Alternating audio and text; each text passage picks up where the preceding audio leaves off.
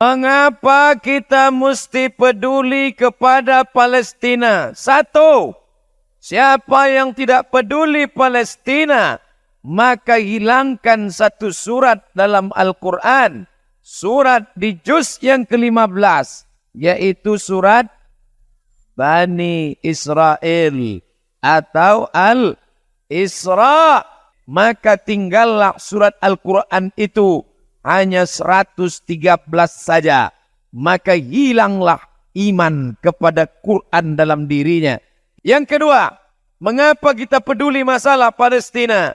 La yu'minu a'adukum. Kamu tidak beriman. Sampai kapan? Hatta yu'ibba li akhi. Sampai kau cinta, sayang kepada saudaramu. Orang Palestina bukan saudara satu negara, bukan saudara satu suku, tapi saudara karena la ilaha illallah Muhammadur Rasulullah. Alasan yang pertama, karena ada satu surat dalam Al-Quran. Alasan yang kedua, tidak diakui imanmu. Walaupun engkau ke Makkah bolak-balik, walaupun engkau rajin salat sunat, walaupun engkau rajin doa tak tinggal, walaupun engkau tidak pernah absen wirid Yasin, tapi kalau tak peduli kepada Palestina, maka tak ada guna iman dalam dirimu.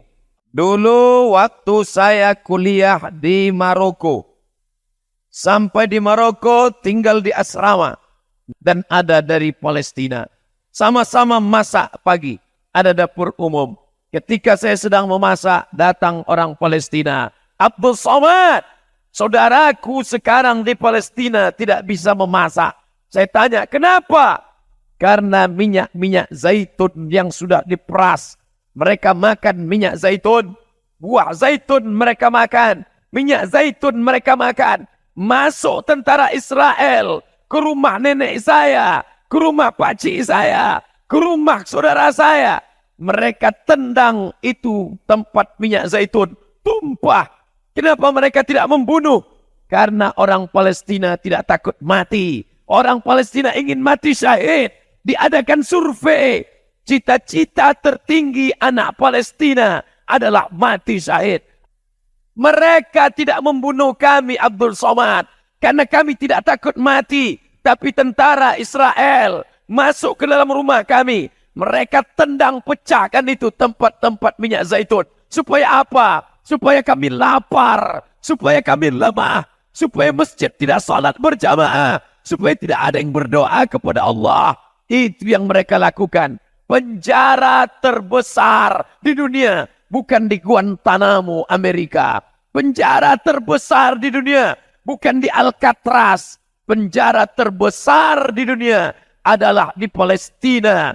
Mereka cari anjing-anjing lapar, herder. Tidak mereka kasih makan berhari-hari. Lalu mereka ambil orang Palestina. Mereka cambuk berdarah. Tumpah darahnya. Berbau amis. Mereka sobek kulitnya. Supaya anjing-anjing itu mencium bau darah. Supaya menerkam, mencabi-cabi orang Palestina. Tidak diliput oleh TV nasional. Tidak ditampilkan TV internasional. Kenapa? Karena kantor berita internasional bernama Reuters. Dan Reuters adalah punya Yahudi. Alhamdulillah, kantor berita kita masih menyuarakan Palestina. Koran-koran yang memberitakan Palestina, mudah-mudahan mereka dapat pahala syahid, insyaAllah. Kalian liput 6 tabligh akbar ini. Mati kalian. Kalian akan melihat buku catatan.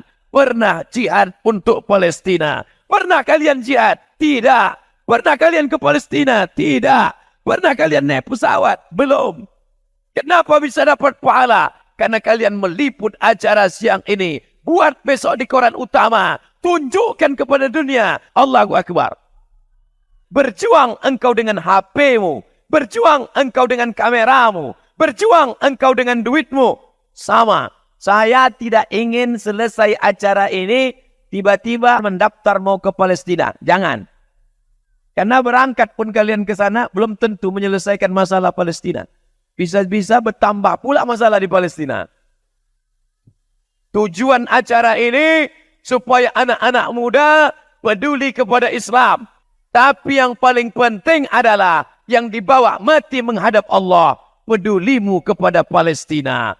Kalau kau tak ada rasa peduli Palestina, padahal kau mati nanti, yang kau bawa adalah iman kepada Allah Subhanahu wa taala. Apa bukti iman? Bukti iman adalah peduli pada Palestina. Allahu Akbar.